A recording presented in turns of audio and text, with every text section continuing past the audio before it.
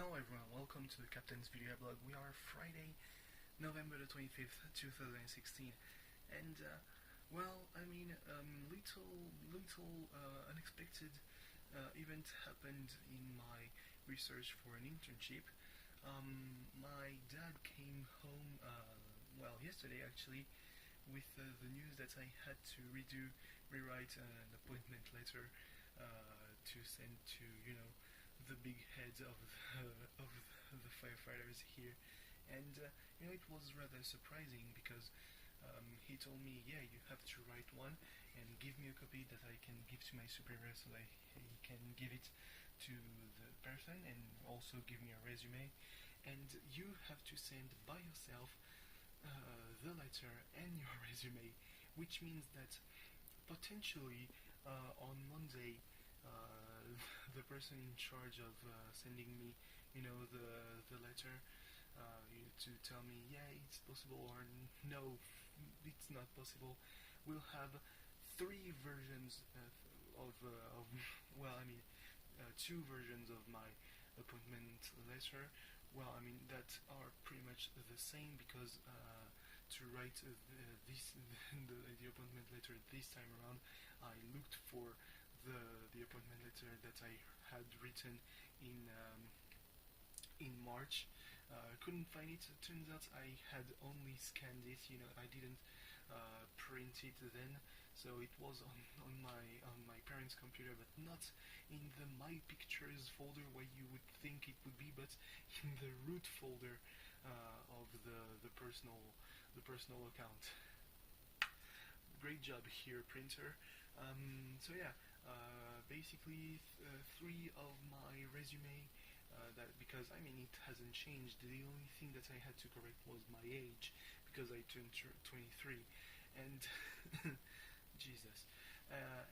My appointment letter has just a little bit of corrections. So yeah, if I'm accepted, means that I'm gonna save around 3,000 euros, because I'm paid almost 500 euros a month, which is actually not a lot. It's really the lowest you could be paid as an intern, but then again, they cannot pay me lower, but they cannot pay me higher, because it's the public service. It's kind of a bummer, but I don't really enjoy the idea of being stuck at my parents' home until September, and then some more, because they are not going to hire me once the internship is done. So I'll have to find a job by myself. At least I'll have 3,000 euros on my bank account, which is always nice, and always is a pretty cool thing when you have to kickstart your own life. Then again, I might be hired in a place around here it's both a lot of luck and a lot of, the opposite of luck actually, because I do want to move out. That's kind of the thing. I just don't see myself when I'm 25, just under 2 years from now, still living at my parents' house. That's not cool.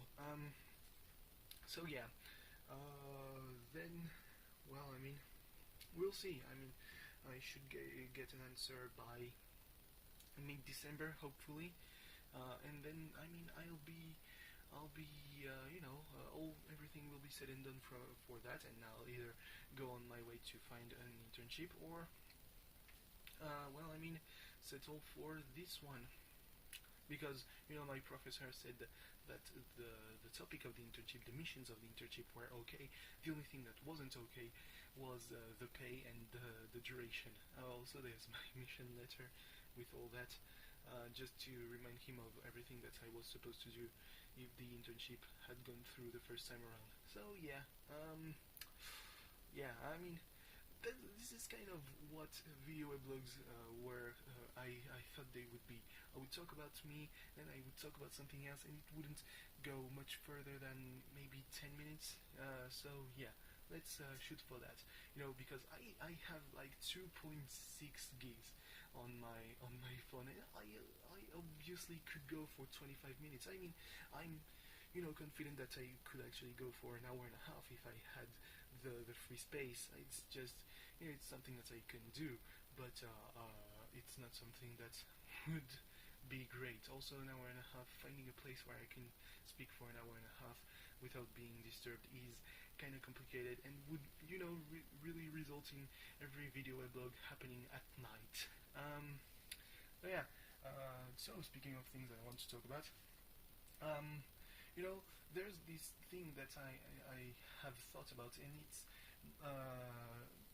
kind of stems from the fact that tomorrow there's a convention in Toulouse, and it's something that one thing that has always fascinated me was the cosplay scene, because it wasn't really that big in the Occident, in the West, when I started to get into anime, but it got big by the time the first convention started arriving here, and I always thought, if one day I'm in a better shape, I will definitely cosplay as a magical girl, because that's kind of subversive, but actually that's not that much as it turns out. So yeah, but still, could be fun. And well, I mean, here comes the thing that I really thought about. On those kind of conventions, as they become more legit, some booths are publishers of anime and manga, and it's something that I had noticed on some teams that sticked around until now, or ceased fan subbing, because most of them still took the the the subtitles from the English team that did it from the Japanese subtitles themselves. So yeah, they fan subbed things that are licensed, and some of the teams that still licensed now that still fan sub now only fan sub stuff that isn't licensed at all, because of kind of the lack of interest from editors, and editors have become a bit more aggressive in the past few years. Like one early example was Wakanim, who just shut down and sued teams that were doing their stuff just after they got their partnership with Aniplex. And then there was ADN, who in winter or spring or summer 2014, around this point, started getting at it on the things they were releasing. The last thing from ADN that I remember being fan-subbed was like High School DD Born, but it was because it was a kind of a gray area, because they were doing D+21 releases on ADN. So for the 3 weeks between the Japan air date and the France air date, the team that's fan-subbed it was allowed to distribute it, but then they had to take it down.